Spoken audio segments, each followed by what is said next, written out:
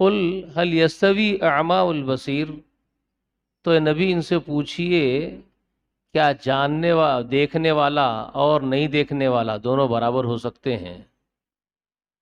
قرآن مجید پر غور کرنے سے بہت سارے مسائل سامنے حل ہو کر کے آتے ہیں، لوگ غور نہیں کرتے، کچھ کا کچھ کر دیتے ہیں، ہے نا؟ نبی علیہ الصلوۃ والسلام کے بارے میں جو پھیلایا جاتا ہے کہ آپ پورا کا پورا غیب جاننے والے تھے، اور اللہ تعالیٰ یہاں کہلوا رہا ہے زبان رسالت سے کہ کہہ دیجئے میں از خود غیب جاننے والا نہیں ہوں۔ ٹھیک ہے، قرآن مجید اس طرح سے سمجھنا ہے۔ خیر، آج اپنے موضوع کی طرف آئیے، وہ کبھی انشاءاللہ بہت ساری باتیں آتی رہتی، ضمن میں بات آ گئی بتا دیا۔ تو جو موضوع ہمارا ہے وہ تعارف قرآن۔ کل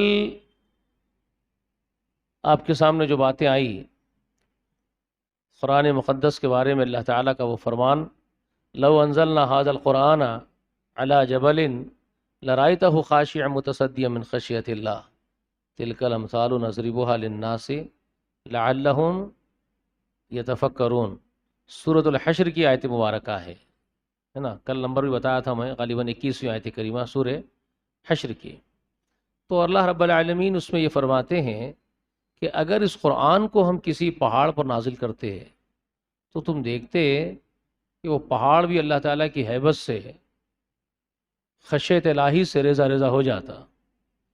اس بات کو سمجھنے کے لیے میں نے آپ کو ایک بہت ڈیپ میں جا کر ایک بات بتائی ہے کہ اللہ کا کلام ہے، یہ اللہ کی صفت ہے، اور اس کے اوپر کل میں نے وہ سب واقعہ بھی بیان کر دیا آپ کو، معتزلہ وغیرہ کا۔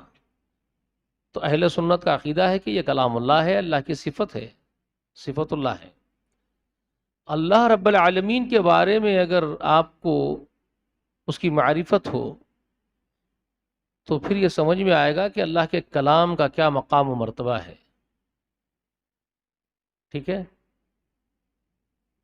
قرآن مجید میں کئی مقامات پر ہے، اور آج بھی آپ سنے ہیں وما قدر اللہ حق قدری، یہ اور جگہ بھی ہے قرآن مجید میں، آج بھی آپ نے سنا، سماعت کیا اس کو۔ اللہ کی قدر بندوں نے نہیں کی جیسے کہ کرنی ہے، اس میں اللہ تعالیٰ کا بہت بڑا حلم ہے کہ جو اللہ تعالیٰ یہ جملہ جو فرما رہے ہیں وما قدر اللہ حق قدری، آپ ذرا غور کیجئے، تھوڑا سا سوچئے رک کر کے، وہ اللہ اتنی بڑی قدرت کے مالک، اتنے طاقت والے، اتنے سپریم پاور اللہ تبارک و تعالی، جو چاہے کر گزرنے والے اللہ تعالی، علی کل شیء قدیر و فعال لما یرید اللہ تعالی، ہے نا؟ اگر وہ چاہیں، اللہ تعالیٰ کیا فرماتے ہیں؟ انما الامر اذ اراد اللہ شیئا یقول له کن فیکون۔ اگر وہ اپنے کام کے لیے، اپنے حکم امر کے لیے کسی چیز کا ارادہ کرتا ہے تو صرف کہتا ہے ہو جا، تو وہ ہو جاتی ہے۔ اگر اللہ تبارک و تعالی سارے انسانوں اور جناتوں کو مٹا دینے پر آ جائے تو ایک لمحہ نہیں لگے گا، ایک سیکنڈ نہیں لگے گا، اللہ تعالیٰ سارے انسانوں کو کچل کر رکھ دیں گے، کچھ بھی نہیں بچے گا۔ اتنے طاقتور ہے وہ، جو چاہے کر گزرنے والے۔ ذرا سوچئے، اتنے طاقت والے اللہ رب العالمین کے اندر کتنی برداشت اور کتنا حلم اور کتنی شفقت ہے، جو اپنے کلام میں ہم جیسے دو کوڑی معمولی لوگوں کے مخلوق کیا ہے ہم ان کے اللہ کے مقابلے میں۔ خلق الانسان ضعیفا، اللہ نے تو ہمارے بارے میں تو کہہ دیا کہ انسان کو تو بہت کمزور ہم نے پیدا کیا، کچھ بھی نہیں ہے، بہت بہت کمزور ضعیف ہے نا؟ ابھی کل ہی آپ نے میں آپ کو پہلے پرسوں سنایا آپ کو، پہاڑ لرز گئے، زمین لرز گئی، آسمان لرز گئے اللہ تعالیٰ کے سامنے، لرزتے کانپ اٹھتے ہیں وہ اللہ کی خشیت سے۔ تو اتنے بڑے قوت والے اللہ تعالیٰ یہ کہہ رہے ہیں کہ بندوں نے اللہ کی قدر نہیں کی۔ اب کتنی اس میں کتنی حلم والی بات ہے، اس میں ذرا سوچیے۔ ارے میرے بندو، تم میری قدر نہیں کر رہے ہو، وہ اللہ کہہ رہا ہے آپ سے۔ بھائی وہ چاہے تو غصے میں آ کر کے مٹا دے تم لوگوں کو، ہم سب کو مٹا دے 1 منٹ میں، مگر اس کا برداشت اور حلم کا دیکھیے، کا معلوم دیکھیے کتنا بڑا ہے۔ اور یہ بات رسول اللہ سمجھ گئے تھے اس میں کیا بات ہے اس آیت میں، اس لیے اس کے بارے میں آیا ہے وما قدر اللہ کا قدری میں ایک صحابی، بلکہ دو صحابیوں سے میں نے پڑھا ہے غالباً، عبداللہ ابن مسعود کی بھی خبر ہے اور عبداللہ ابن عباس رضی اللہ تعالیٰ عنہما سے بھی وہ خبر ہے۔ ایک مرتبہ خطبہ دے رہے تھے اللہ کے رسول ممبر پہ، لکڑی کا ممبر ہوتا تھا، اور یہ آیت جب پڑھے اللہ کے رسول وما قدر اللہ حق قدر ہی، تو رسول اللہ صلی اللہ علیہ وسلم کانپ رہے تھے تھر تھر تھر تھر ہیبت سے اللہ تعالیٰ کی، اللہ کی خشیت طاری ہو گئی رسول اللہ کے اوپر، رقت طاری ہوئی تو اللہ کے رسول کانپنے لگے، اور اس قدر کانپ رہے تھے کہ لکڑی کا ممبر وہ ڈگ ڈگ ہل رہا تھا زور زور سے، اور وہ صحابی کہتے ہیں کہ ایسے معلوم ہو رہا تھا کہ رسول اللہ ممبر سمیت گر جائیں گے، کیونکہ اس میں اتنا خوف اور خشیت ہے کہ اللہ یہ بات فرما رہا ہے، رب کبریا فرما رہا ہے بندوں کے سامنے کہ وما قدر اللہ حق قدر ہی، بندے ویسی قدر نہیں کر رہے ہو تم میری جیسے کہ قدر کرنے کا حق ہے۔ اللہ اکبر، سوچو، رسول اللہ رونے لگ گئے تھے، کانپ رہے تھے، واقعی ہم قدر نہیں کر رہے رب کی۔ اللہ کی قدر ہو تو اللہ کے کلام کی بھی قدر ہوگی نا، معلوم ہوگا کہ یہ صفت اللہ ہے، اللہ کا کلام ہے، اللہ کی قدر جانیں گے تو اللہ کے کلام کی بھی قدر جانیں گے۔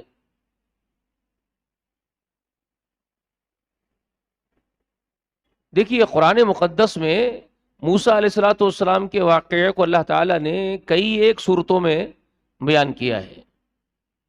ایک مقام پر اللہ تعالیٰ موسیٰ علیہ السلام کا وہ مطالبے کا ذکر کیا ہے۔ کلیم اللہ علیہ السلام نے اللہ تعالیٰ سے، جو طور پہ جاتے تھے اللہ تعالیٰ سے کلام کرتے تھے، بالراس اللہ تعالیٰ سے کلام کرنے والے نبی زمین کی پشت پر کھڑے ہو کر کے، اس زمین کی پشت پر کھڑے ہو کر کے اللہ تعالیٰ سے بالراس کسی نے بات کی ہے تو یہ اعجاز، یہ معجزہ صرف کس کا ہے؟ صرف واحد ایک شخص کا ہے، وہ ہے کلیم اللہ موسیٰ علیہ السلام۔ کلیم اللہ سے مراد، کلیم اللہ کا معنی کیا ہے؟ اللہ سے کلام کرنے والا، اللہ سے بات کرنے والا۔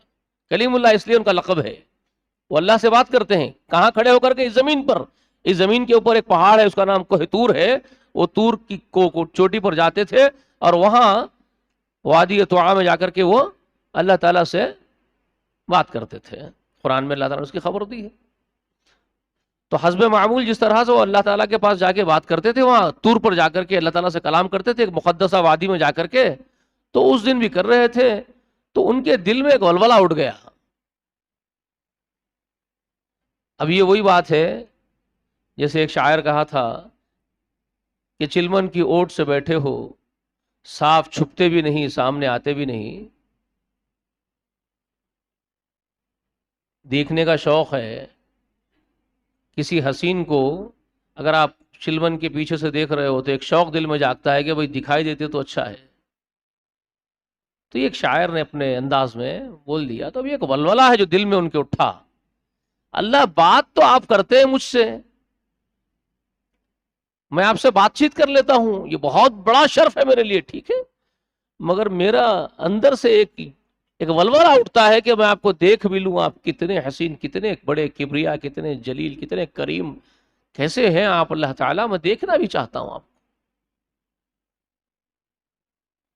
تو رب العالمین نے موسیٰ سے فرمایا لن ترانی یا موسیٰ، تم نہیں دیکھ سکتے موسیٰ مجھے۔ اب انہوں نے مطالبہ کیا، باری تعالیٰ ایک جھلک ہو جائے، ایک دیدار ہو جائے نصیب اس فقیر کو۔ تو اللہ تبارک و تعالیٰ نے فرمایا ٹھیک ہے موسیٰ، جب فقیر یہ ضد کر رہا ہے رب اعلیٰ و عظیم کے حضور میں کہ ایک دیدار ہی نصیب ہو جائے، تو اللہ تعالیٰ نے فرمایا کہ پھر تم ایک بہت دور، جہاں وہ پہاڑ پر کھڑے ہوئے تھے اس کے سامنے بہت دور ایک پہاڑ دھندلا نظر آتا تھا، تو اللہ تعالیٰ نے فرمایا جو سامنے دھندلا پہاڑ نظر آتا ہے جو بہت دور دراز پر ہے، ہم اس پر تجلی ڈالیں گے، ہم اپنی تجلی اس پہاڑ پر ڈالیں گے موسیٰ جو سامنے تم کو نظر آتا ہے دور دراز پر۔ اگر وہ پہاڑ اپنی جگہ قائم رہ جائے تو شاید تم ہم کو دیکھ سکو، اور تم اس پہاڑ پر نگاہ ڈال کے ٹھہرے رہو، اب دیکھو۔ تو موسیٰ علیہ السلام بڑے شوق میں وہ سامنے والے پہاڑ پر پوری نگاہ جمائے، پورے شوق کے ساتھ، دل جمعی کے ساتھ، کہ میرا رب اس پر تجلی ڈالے گا اور میں رب کی تجلی کو دیکھ لوں گا. اللہ نے اس پر اپنی تجلی چھلکا دی تھوڑی سی، پہاڑ بھسم ہو گیا جل کر کے. اسی وقت ایک دھماکہ ہوا، وہ راکھ ہو گیا، راکھ کا ڈھیر بن گیا پورا پہاڑ. اور وہاں جو اس کا دھماکے کا اثر ہوا، یا موسیٰ علیہ السلام بے ہوش ہو کے گر گئے، بے ہوش ہو گئے. جب ہوش میں آئے تو سجدے میں گر گئے اور معافی مانگ لی کہ اللہ جو چیز ہونی نہیں ہے مجھے معاف کر دے کہ میں نے اس کا مطالبہ کیا ہے. یعنی اللہ تعالیٰ کی ایک تجلی کو کائنات نہیں جھیل سکتی.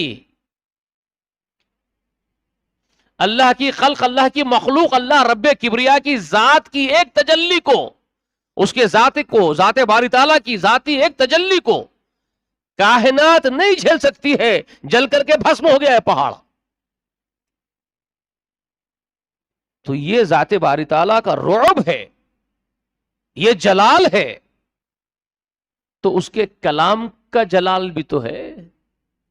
وہ خود جلالی ہے تو اس کا کلام کتنا جلالی ہے.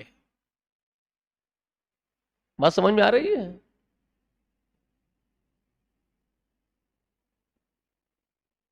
تو اللہ تعالیٰ فرما رہے اپنے حبیب محمد رسول اللہ سے، لو انزلنا هذا القرآن على جبل لرأيته خاشعا متصدعا من خشیت اللہ.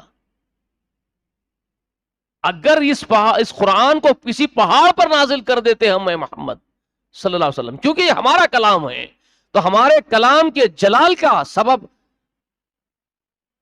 کے سبب یہ ہوتا کہ وہ پہاڑ ہماری اس کلام کے رعب کو نہ برداشت کر پاتا، وہ ریزہ ریزہ ہو جاتا ہماری خشیت اور ہماری ہیبت سے.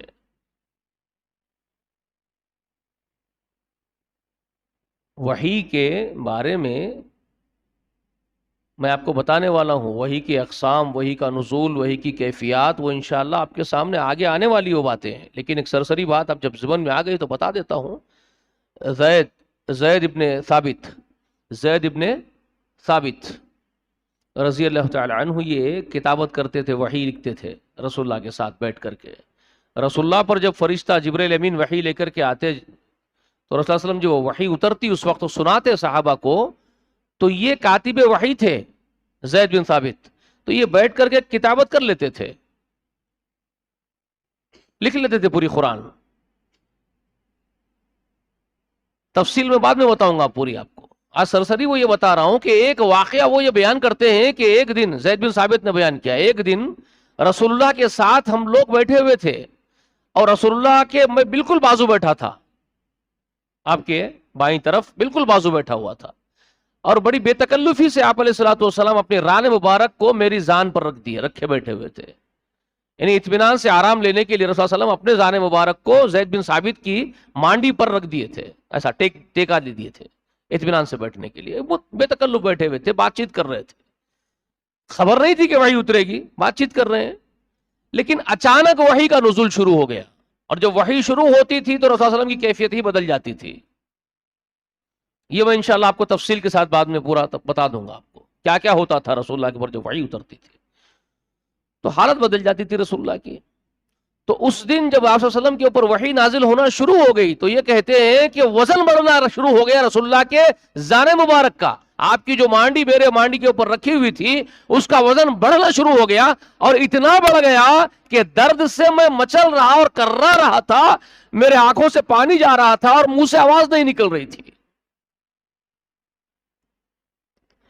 یعنی مجھے یہ محسوس ہو رہا تھا کہ اب میرا یہ پیر گیا اور زمین کے برابر ہو جائے گا، لوگ کھروچ کے نکال لیں گے، اب اس کو ختم ہو گیا.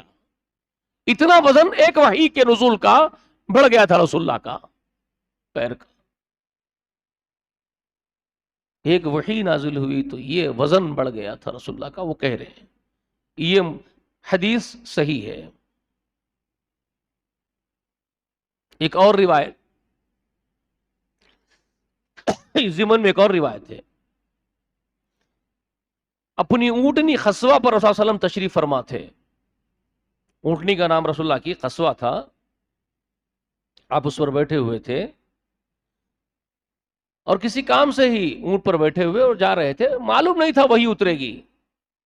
وہی کبھی بھی اتر جاتی اور کہیں بھی آ جاتی تھی، آپ صلی اللہ علیہ وسلم کو اس کی خبر بھی نہیں ہوتی تھی وحی آ رہی ہے، لیکن جب وحی اترتی تھی تو آپ صلی اللہ علیہ وسلم کی کیفیت بدل جاتی تھی. تو اونٹنی پر آپ صلی اللہ علیہ وسلم بیٹھے ہوئے تھے اور وحی نازل ہونا شروع ہو گئی.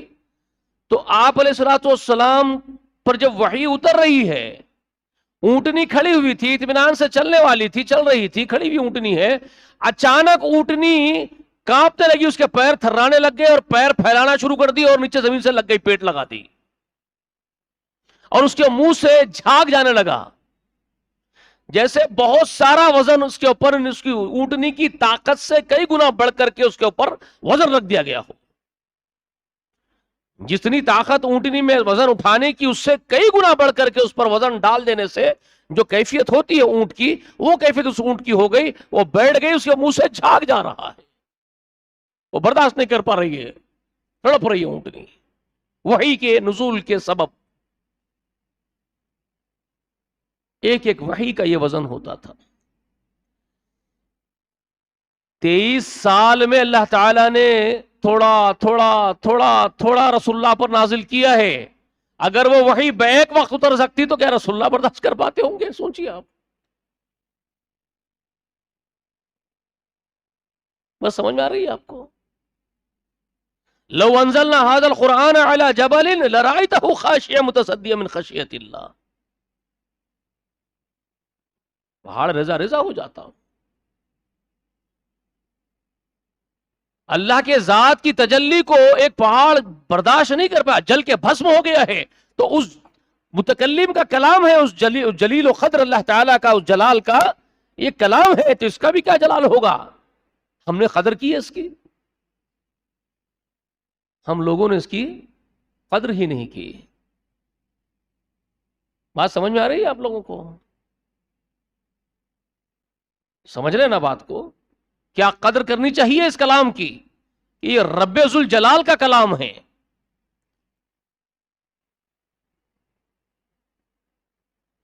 معمولی اور سرسری سمجھ رہے ہیں اس کو؟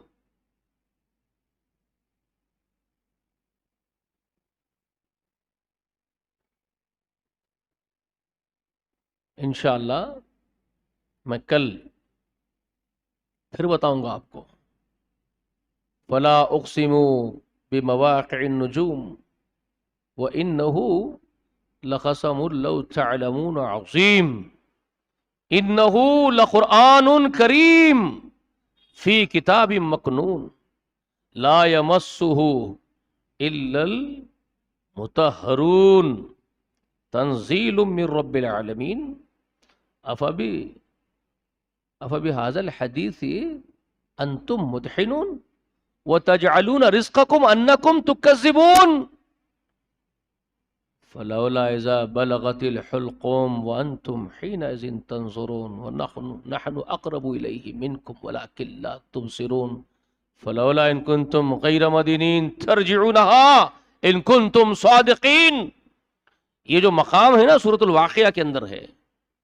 سورہ واقعہ غالباً 96 آیتوں پر مشتمل ہے، 3 رکوع ہے اور یہ تیسرا رکوع ہے سورہ واقعہ کا.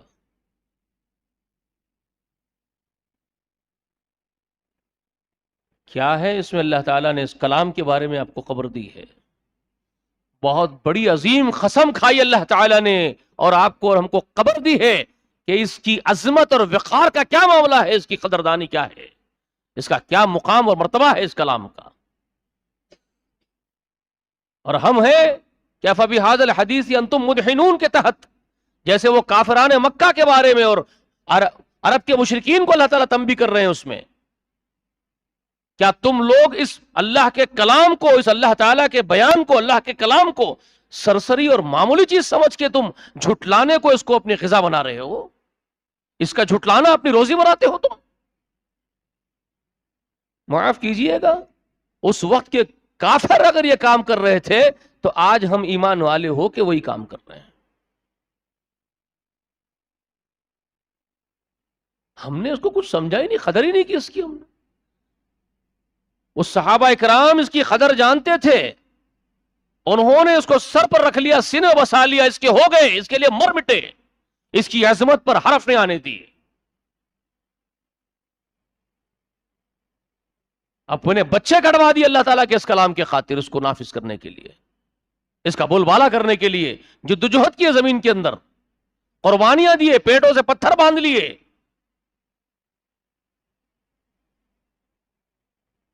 اللہ کے اس کلام کے خاطر انہوں نے کیا کچھ قربان نہیں کیا.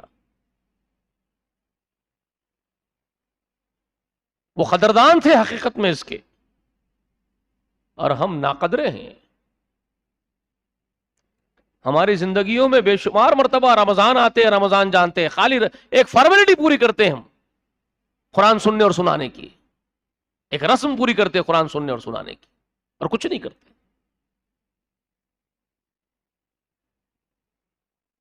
کیا ہوگا تمہارے رسم کے پوری کرنے سے؟ کیا ہوگا؟ کون سا انقلاب لا کے چھوڑ دیا آپ؟ کئی رمضان آ گئے. میری زندگی اگر 50 سال کی ہو گئی ہے، اگر اس میں سے چلو 15 سال لڑکپن کے نکال بھی دیتے ہیں تو 35 سال، اگر 35 مرتبہ میں اگر ہر سال قرآن سنا اور سنایا تو کون سا انقلاب برپا کر دیا میں نے زمین پر؟ جی کیا کر دیے ہم؟ صدیاں بیت گئی ہے، 1400 سال ہو گئے محمد رسول اللہ کو اس دنیا سے گئے، 1450 سال ہو گئے. وہ صحابہ کرام جنہوں نے 23 سال میں رسول اللہ کے ساتھ، جی، اور 23 سال رسول اللہ کے جانے کے بعد ایک 18 سال 20 سال کے اندر اندر، رسول اللہ کے بعد بھی 18-20 سال میں ہی صرف کتنے سال بھائی؟ 30 سال، 30 سال پکڑ لو سب ملا کر کے. میں 18-20 سال جو کہہ رہا ہوں تو ایک الگ بات ہے، چھوڑ دیجئے، فتنے بعد میں شروع ہو گئے. چلو میں حسن علی کی بھی خلافت کو، حسن کی خلافت کو بھی ملا لیتے ہوں، 30 سال ہو جاتے ہیں. 30 سال بھی اگر رسول اللہ کے بعد پکڑ لیتے ہیں تو صحابہ اکرام نے کیا کر دیا ذرا سوچو.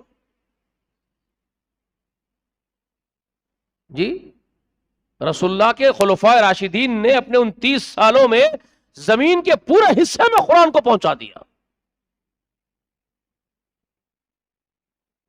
قرآن کا نظام قائم کر دیا انہوں نے پورا ہر طرف. کیا کہ نہیں کیا؟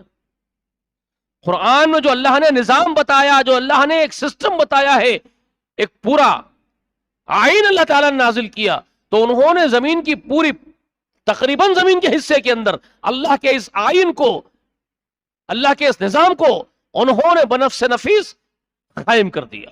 زندگیاں لگا دی اس کے لیے. لگائی کہ نہیں لگائی؟ آپ اور ہم کیا کر رہے ہیں؟ اپنے گھر کے اپنے بچوں کو مسلمان نہیں بنا سکے ہم. اب یہ اور بات ہے مسلمانوں کے نام رکھ کے خوش فہمی مبتلا ہے. ہاں ہمارے باپ دادا ہمارا نام رکھ دیا عبداللہ عبد الرحمن، تو عبداللہ عبد الرحمن نام ہے تو بڑا خوش ہے کہ ہم مسلمان ہیں، ہم مسلمان کے پیٹ میں پیدا ہوئے، ہم مسلمان گھرانے میں ہیں تو ہمارا شمار مسلمانوں میں ہے. مسلم کے معنی عموماً آپ لوگ تو جانتے ہی ہیں، بار بار سنتے ہیں، کیونکہ میں ذی الحج کے مہینے میں تو مسلم کے معنی بہت وضاحت سے کئی مرتبہ کھول کے بیان کرتا ہوں آپ کے سامنے، کیونکہ وہ خلیل الرحمن کا جب ذکر آتا ہے ابراہیم علیہ الصلوۃ والسلام کا، تو ابراہیم ہی وہ شخص ہے، ابراہیم وہ آدمی ہے دنیا میں جو مسلم کی اصل کیفیت کو پیش کرتا ہے. اصل مسلم کیا ہوتا ہے وہ کوئی بتایا اس دنیا کو، زمین کے لوگ رہنے والوں کو، انسان اور جناتوں کو کسی نے بتایا کہ مسلم کیا ہوتا، مسلم کون ہوتا، مسلم کیسا ہوتا ہے؟ تو ابراہیم علیہ السلام ہے وہ جنہوں نے بتا دیا، کائنات کو بتا دیا کہ ایک مسلم کسے کہتے ہیں، کیا کچھ اللہ کے لیے قربان کرتا ہے ایک مسلم. ذرا ابراہیم علیہ السلام کو سامنے رکھو ایک مسلم کی حیثیت سے، اور اپنے آپ کو سامنے رکھو اور تقابل کرو. بونے ہیں، ذرہ بھی نہیں ہے ان کے مقابلے میں، ایک ذرہ بھی نہیں، ایک تن کا بھی نہیں، ایک ذرہ بھی نہیں. کہاں کے مسلم؟ کہاں کے مسلم؟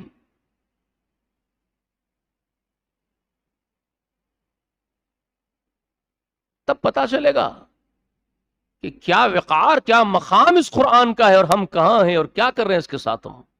تو انشاءاللہ کل وہ تفصیل بھی آپ کے سامنے میں رکھ دوں گا. اللہ تعالیٰ سے دعا کرو کہ رب العالمین قرآن مقدس سے بے پناہ محبت کرنے کی توفیق عنایت فرمائے۔ اللہ رب کبریا اس قرآن مجید کو سمجھنے والے بنائے، اس کے موافقت کرنے والے، اس کے مطابقت کرنے والے بنائے۔